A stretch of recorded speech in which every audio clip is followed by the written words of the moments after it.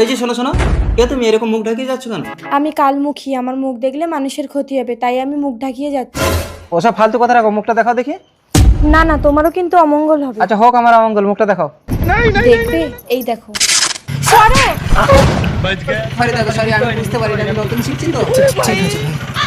এই তুমি মুখ দেখাও, মুখ দেখাও। আমি তো বলেছি। সত্যি তুমি কালমুখী, তোমার মুখ দেখলেই অমঙ্গল, তুমি কাউকে মুখ দেখাবে না। আচ্ছা এভাবে মুখ ঢাকিয়ে কোথায় যাচ্ছ? আমি কালমুখী বলে কেউ আমাকে বিয়ে করতে চাইছে না, তাই আমার মা আমাকে ঘর থেকে বের করে দিয়েছে। তাই? ওই একজন আসছে দেখতে পাচ্ছ? ও আমার জমজ ভাই, আমার নাম জম, ওর নাম জমাট। ওকে নাকি সব কিছুর ভাগ দিতে হবে, ওর জন্য আমি বিয়েটাও করতে পারছি না। তুমি যদি তোমার মুখ দেখিয়ে ওর ক্ষতি করতে পারো তাহলে আমি তোমাকে বিয়ে করবো। ঠিক আছে। এসে গেছি এসে গেছি, যাও যাও।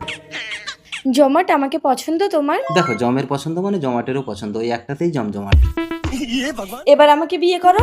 ওই কিছুই তো হলো না ওর। হলো না, ওর যা হয়েছে ও পরে বুঝতে পারবে। ওসব বাজে কথা রাখো, আমি তোমাকে বিয়ে করতে পারবো না, যাও। মিথ্যেবাদী নাকি আমাকে বিয়ে করবে? চোখে কিছু দেখতে পাচ্ছি না কেন?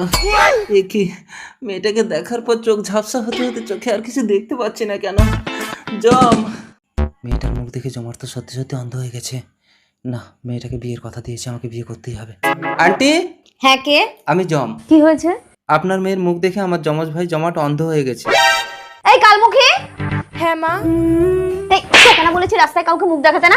ওকে মারছেন কেন? আমি আমার জমজ ভাই জমাটকে ওর মুখ দেখিয়ে ক্ষতি করতে বলেছি। তাহলে আমার মেয়ের কি দোষ বাবা? না না, ওর কোনো দোষ নেই, আসলে আমি কালমুখীকে বিয়ে করতে চাই। কেন বাবা নিজের বিপদ নিজে ডাকছো? ওর মুখ দেখলে কিন্তু ভস্ম হয়ে যাবে। না আমি তোর মুখই দেখবো না। যা কালমুখী যা, জামাইকে যা দেখাস দেখাস, কিন্তু নিজের মুখটা দেখাবি না, ঠিক আছে মা? ঠিক আছে শাশুড়ি।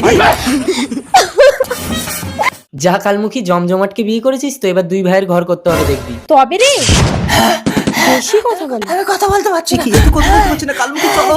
এসো কালমুখী, এটাই আমাদের ঘর। এই তো জমাট। জমাট, আমি বিয়ে করে এসেছি। ভালো করেছিস জম। তাহলে তোর বউ আমার বউ?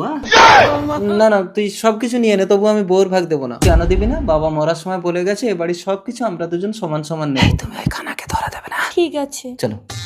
কালমুখী, ওই অন্ধ জমাট তোমাকে কিন্তু হাতড়ে হাতড়ে খুঁজবে, তুমি ধরা দেবে না। আমি বাজার থেকে আসি। হ্যাঁ আচ্ছা ঠিক আছে।